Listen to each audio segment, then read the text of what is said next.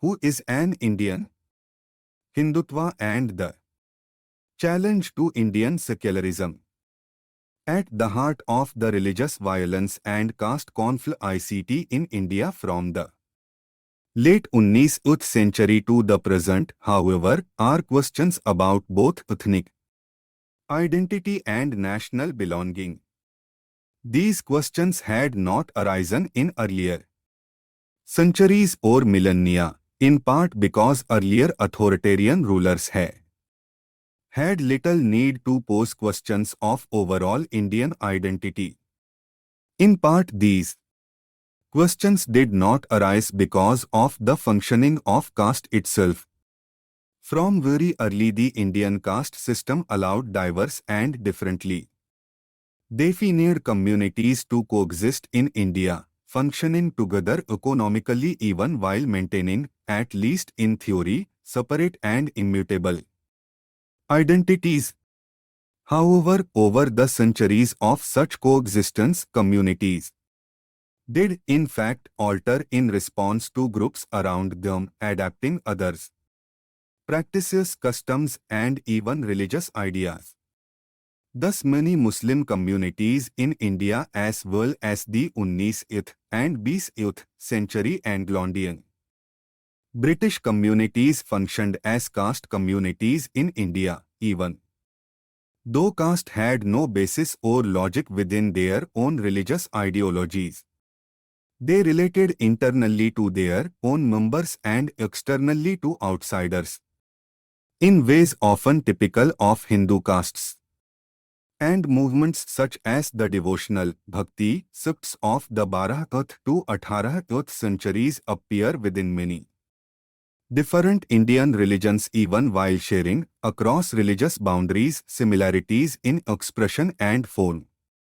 Still, however much ethnic and or religious groups might borrow or adapt from one another, the caste system allowed all these communities, to the extent that they thought of such things at all, to maintain a belief in the cultural and religious integrity of their own ideas and practices.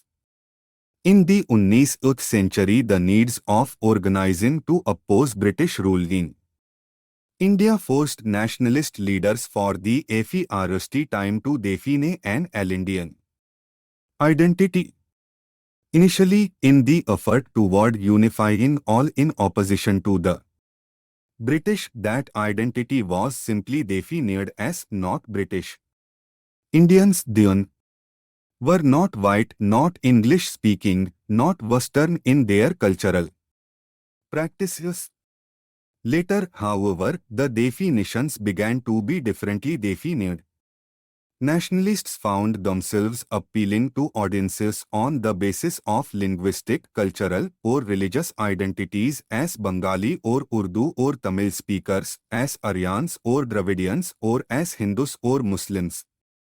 In the years after independence in 1947, these multiple identities often returned to haunt the governors of modern India as ethnic and linguistic groups. Their consciousness raised by earlier nationalist appeals sought regional states within which their identities could find full expression.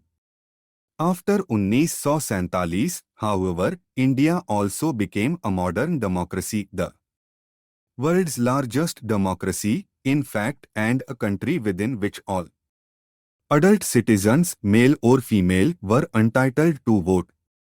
For leaders such as Jawaharlal Nehru, India's first Prime Minister, Indian citizenship was a modern, completely secular status conferred on adult men or women by virtue of birth or naturalization within the modern nation-state of India, a status that carried no requirements of particular linguistic, religious, or ethnic identities.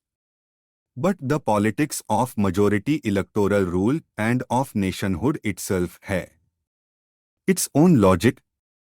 By the last decades of the 20th century, the question of the nature of Indian citizenship had become one of the most compelling and contentious in Indian public life. Modern Hindu nationalists sought to create a politicized Hindu nation out of the 80% of the population who were Hindus. They proposed a new definition of Indian identity, if not quite of Indian citizenship Hindutva. India would be identified not as a secular state but as a Hindu nation, a nation in which only those able to accept a Hindu identity might fully participate. By the turn of the century, the question of whether India would be secular or Hindu had politicized not just Indian public life but all discussions of Indian history.